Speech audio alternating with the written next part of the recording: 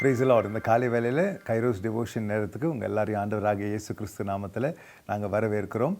நாம் போன வீடியோவில் ஆண்டவராகிய இயேசு கிறிஸ்து அந்த அப்பர் ரூம் மேல் அறையிலேருந்து அவர் கெத்செமனேக்கு போகிற அந்த நேரங்களில் அவர் பேசின வார்த்தைகளை நாம் தியானித்து வந்தோம். சில வாக்குத்தத்தங்களை அவர் சீடர்களுக்கு கொடுக்கிறார்.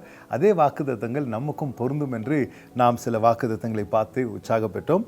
இன்றைக்கு அதே வார்த்தைகளை நாம் இன்னும் கொஞ்சம் வார்த்தைகளை நாம் தியானிக்க போகிறோம். திருப்பி என்னோட நீங்கள் திருப்பிக் கொள்ளுங்க. யோவான் 14வது அதிகாரம் இன்றைக்கு 12வது வசனத்திலிருந்து நாம் தொடங்க இருக்கிறோம்.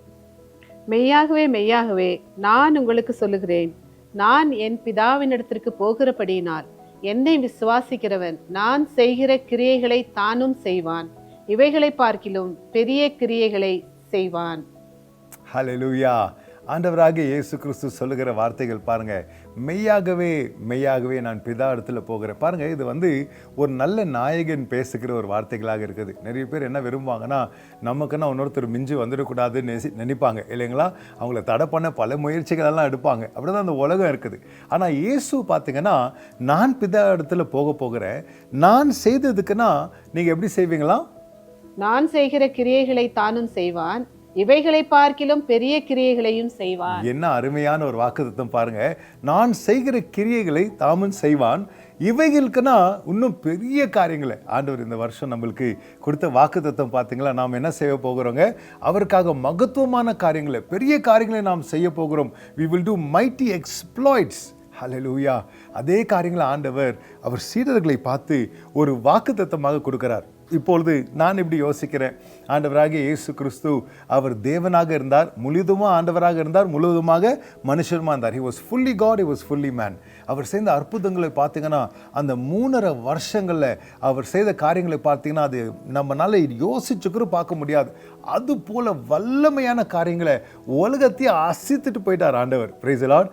அந்த ஆண்டவர் நம்மளை பார்த்து சொல்கிறாரு, நான் செய்ததுக்கு நான் பெரிய காரியங்களை நீ செய்வாய் என்று. ஹல்லேலூயா. அவர் நம்மளோடு இருந்து பரிசுத்த ஆவியானவர் நம்மளுக்கு கொடுத்து, அந்த வல்லமையை நம்மளுக்கு கொடுத்து, நம்ம கரங்களை நாட்களும் தாளந்தங்களும் கிருபைகளும் ஆசீர்வாதங்களும் கொடுத்து சொல்லுகிறார், நீ பெரிய காரியங்களை செய்ய வேண்டும் என்று.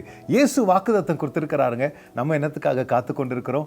என்னென்ன வரன்கள் ஆண்டவர் நம்மளுக்கு கொடுத்துருக்கிறாரு, என்னென்ன திறன்கள் ஆண்டவர் கொடுத்துருக்கிறாரு, என்ன அபிஷேகம் எனக்குள்ள வைத்திருக்கிறாரு, நான் அவருக்காக எப்படி எழும்பி இன்னைக்கு செயல்பட வேண்டும். இந்த தோத்து போன மனப்பான்மோ, ஐயோ என்னால முடியாது, எனக்கு தாளந்து இல்லை, எனக்கு தைரியம் இல்லை, நாலாம் மேலே ஏஞ்சி பிரகாசிக்க முடியாது, இப்படி யோசிக்கிற இந்த சோர்வான யோசனைகள், தோத்து போன யோசனைகளை நம்ம உதறி தள்ளிவிட வேண்டும்.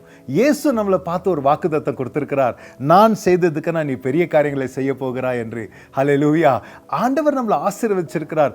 அவர் செய்தது போல நாம் இந்த உலகத்தில் செய்ய வேண்டும். அவர் செய்ததுக்கு நான் மேலான காரியங்களை நம்ம செய்ய வேண்டும் என்று ஆண்டவர் நம்மளுக்கு நேரத்தை கொடுத்திருக்கிறார், வரன்களை கொடுத்திருக்கிறார், நம்மளோடு இருக்கிறார். ஆண்டவராகிய இயேசு கிறிஸ்து எடுத்துக்கொள்ளப்பட்ட பிற்பாடு நாம் பார்க்கிறோம், அவருடைய சீடர்கள் அவருடைய வேலையை செய்யும் போது தேவனுடைய கரம் அவங்களோட கிரியை செய்தது என்று நாம் பார்க்கிறோம். ஆண்டவர் அவங்களோடு இருந்தார் என்று பார்க்கிறோம். அவங்க போகிற இடம்லாம் அற்புத அடையாளங்கள் நடந்தது. அவங்க நிழல் படும்போது வியாதியஸ்தர் எழும்பி நின்னாங்க. அற்புதமான காரியங்களை ஆண்டவர் அவங்களோடு செய்தார். உங்களுக்கும் அற்புதமான ஒரு வாழ்க்கையை தேவன் வைத்திருக்கிறார். அற்புதமான ஒரு எதிர்காலத்தை ஆண்டவர் வைத்திருக்கிறார். அபிஷேகமான நாட்கள் உங்க முன்னாடி தேவன் வைத்திருக்கிறார். உங்க தொழிலில் இருக்கலாம், உங்க வியாபாரத்தில் இருக்கலாம், போகிற இடத்துல ஆண்டவர் சொல்றார், நான் உங்களை காரிய சித்தி உள்ளவனாக மாற்றுவேன், நான் பெரிய காரியங்களை உங்க மூலியமாக நான் செய்வேன். ஏன் இதெல்லாம் நடக்கும்போது என்னங்க நடக்கும்? ஆண்டவருடைய நாமம் உயர்த்தப்பட போகிறது. தேவனுடைய நாமத்தை ஜனங்கள் பார்த்து கொண்டாடுவார்கள். பேதுரு யோவானும் ஜெபிச்சு அந்த முடவன் ஏஞ்சி நடக்கும்போது ஜனங்கள் தேவனுக்கு மகிமை செலுத்தினார்கள். தேவன் செய்த காரியங்களை அவங்களுக்குள்ளாக அவங்க பார்த்தார்கள். ஹல்லேலூயா. அதே போல உங்களுக்காகவும் ஆண்டவர் சொல்லுகிறார், நீங்க பெரிய காரியங்களை செய்வீர்கள் என்று ஆண்டவர் வாக்குத்தத்தம் கொடுத்திருக்கிறார். அடுத்த ப்ராமிஸ், அடுத்த தேவன் கொடுத்த வாக்குத்தத்தத்தை நாம் 13வது வசனமும் 14வது வசனம் நாம் இப்படி பார்க்கிறோம். நீங்கள் என் நாமத்தினாலே எதை கேட்பீர்களோ குமாரனில் பிதா மகிமைப்படும்படியாக அதை செய்வேன். என் நாமத்தினாலே நீங்கள் எதை கேட்டாலும் அதை நான் செய்வேன். ஹல்லேலூயா. ஆண்டவர் சொல்லுகிறார், என் நாமத்தினாலே நீங்க எது கேட்டாலும் அடுத்த வாக்குத்தத்தம் பாருங்க எப்படி இருக்குது, அதை நான் செய்வேன் என்று சொல்கிறார். பாருங்க, இது மட்டும் அவங்க ஜெபம் பண்ண ஜெபங்கள் எல்லாம் பார்த்தீங்கன்னா பிதாவுடைய நாமத்தில் தான் அவங்க ஜெபிச்சாங்க இல்லைங்களா? ஆனால் இங்கே ஒரு புதிய காரியத்தை ஆண்டவர் சொல்லி கொடுக்குறாரு. இது மட்டும் அவங்க நேராக பிதா இடத்துல தான் போய் ஜெபிச்சாங்க. இப்பொழுது ஆண்டவர் சொல்லுகிறாரு என் நாமத்தினால. அப்படின்னா இயேசு கிறிஸ்துவுடைய அதிகாரத்தின் நிமித்தமாக நாம் பிதா இடத்துல போய் நம்ம நிற்கிறோம். ஆண்டவரே, உம்முடைய குமாரன் இயேசு கிறிஸ்துவின் நாமத்தினால நான் ஜெபிக்கிறேன்னு சொல்லும் போது இயேசு கிறிஸ்துவே பிதா இடத்துல பேசுகிறது போல ஒரு வார்த்தை அதுங்க. அப்படிதான் ஆண்டவராக இயேசு சொல்கிறார். உங்க ஜெபங்களுக்கு ஒரு மாற்றுதலை ஆண்டவர் கொண்டு வந்திருக்கிறார். இனி நாம் ஜெபிக்கும் போது இயேசுவின் நாமத்தில் நாம் ஜெபிக்கும் போது என்ன நடக்குதுங்க?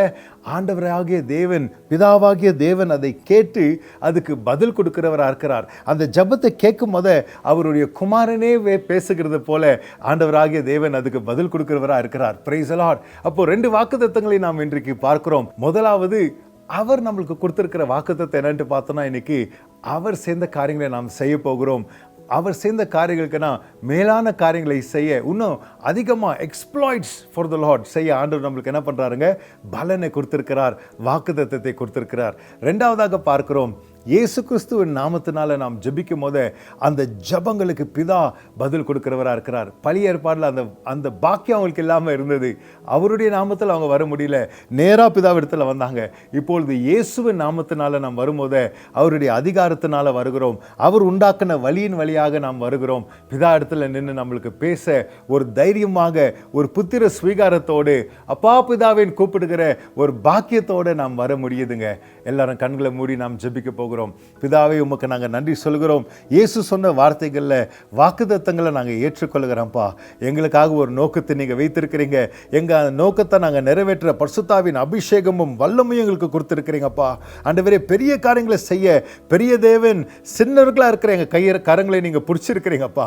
ஆண்டவரே, இந்த நாட்களில் அப்பா கிறிஸ்து இயேசு நாமத்தினால நாங்கள் ஜெபிக்கும் போது நிச்சயமாக எங்கள் ஜெபங்களுக்கு பலன் பெற்றுக்கொள்வோம், எங்கள் ஜெபங்களுக்கு பதில் பெற்றுக்கொள்வோம் என்று கிறிஸ்து இயேசு நாமத்தை ஜெபிக்கும் போது அந்த ஜெபங்களுக்கு நிச்சயமாக பதில் பெறுவோம் என்ற ஆசீர்வாதத்தோடு, அந்த நம்பிக்கையோடு நாங்கள் இருக்கிறோம்ப்பா. உமக்கு நாங்கள் நன்றி சொல்கிறோம். நீர் கொடுத்த வாக்குத்தத்தங்களுக்காக நன்றி. உம்முடைய நாமம் உயர்த்தப்படுவதாக. இயேசு மூலம் ஜெபிக்கிறோம் பிதாவே. ஆமேன், ஆமேன்.